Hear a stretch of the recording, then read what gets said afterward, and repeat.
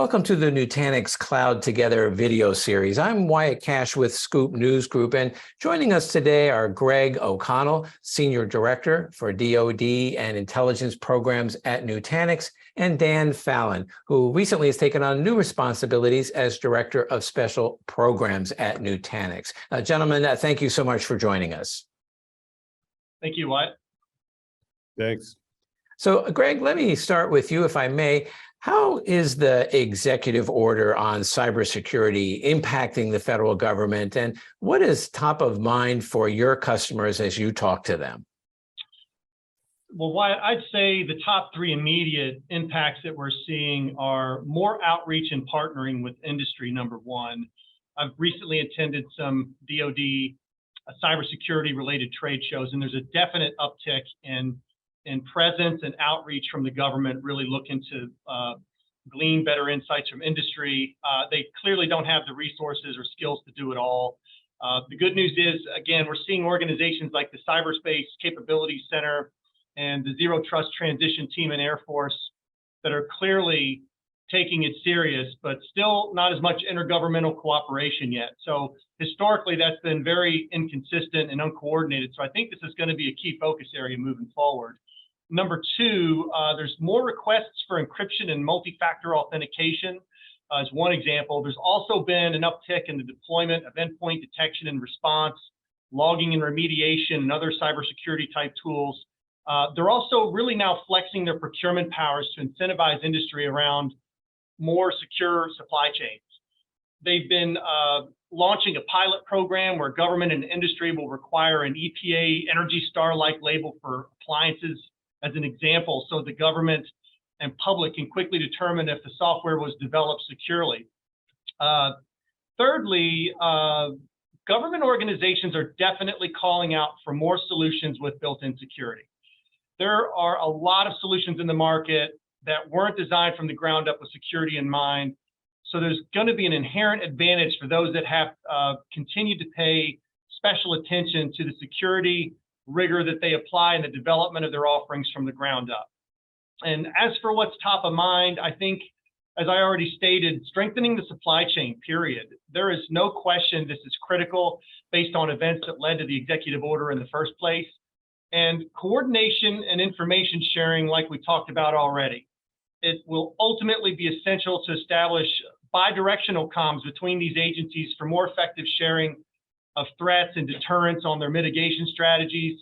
There is something the government is always struggling with, and we know they can achieve it if and when they apply the focus.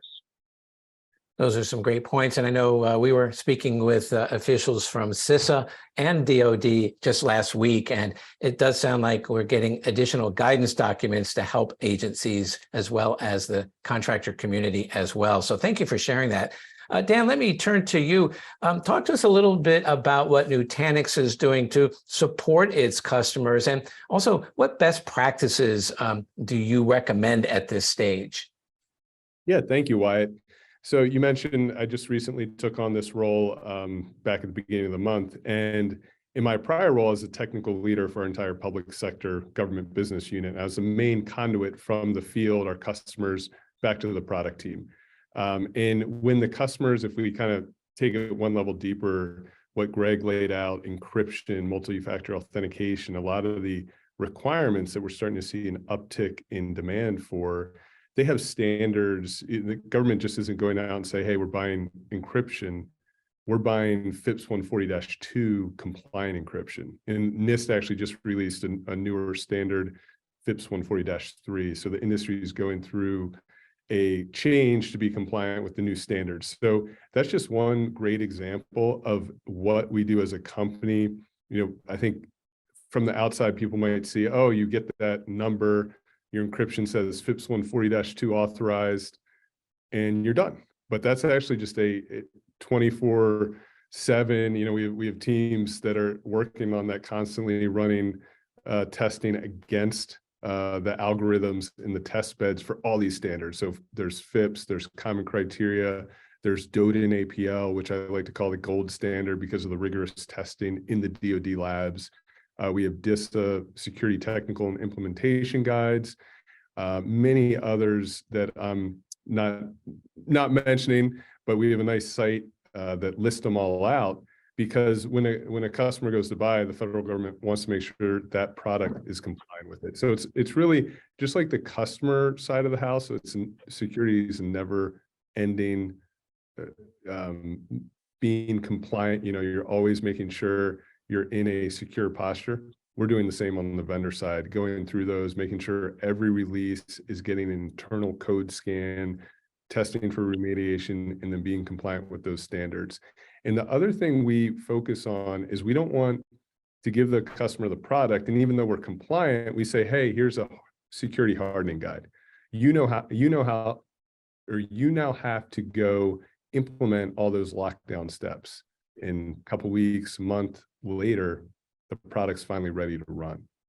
That's a big burden, a big time waste on the government. So we actually build that into the product. We say, when you boot our code, it has those lockdowns already in place. So you don't have to go manually implement them. And then we keep them compliant from day zero with auto remediation. So your security baseline is always hardened in the Nutanix product. So that's a big benefit. The other thing we're seeing is SBOM, software bill of materials. So that's on the supply chain side alongside the ISO 28000 cert for hardware. So the government's still working on it, still creating a template, a format for secure supply chain for software, but we're getting ahead of that and basically creating an automatic creation for software bill of materials. Because you think about millions of lines of code, these SBOMs actually end up being hundreds of pages. So it's a big commitment to generate and show secure source for all your software. And that's the way everything's moving for full secure supply chain. So I rattled off a bunch of standards. I think in terms of best practice, customers want to look at, all right, are my vendors compliant with those standards, and are they taking the burden off me? So can they share the security burden to help me be compliant sooner, quicker out of the box, so I can get to ATO into product implementation faster? Well, I appreciate your kind of going into the details of some of those standards, but also stressing the importance and need for lightening some of those burdens off the shoulders of a lot of agency security personnel, particularly as it's becoming important to implement these, more securely and faster. So thank you so much for kind of sharing some of those things that you're working on in particular. So Greg O'Connell and Dan Fallon, thank you so much for joining us today, sharing your insights, and also just kind of helping our audience get a better read on implementing security across their agency. So thank you. Thank you, Wyatt. Thank you, and thank you for having us.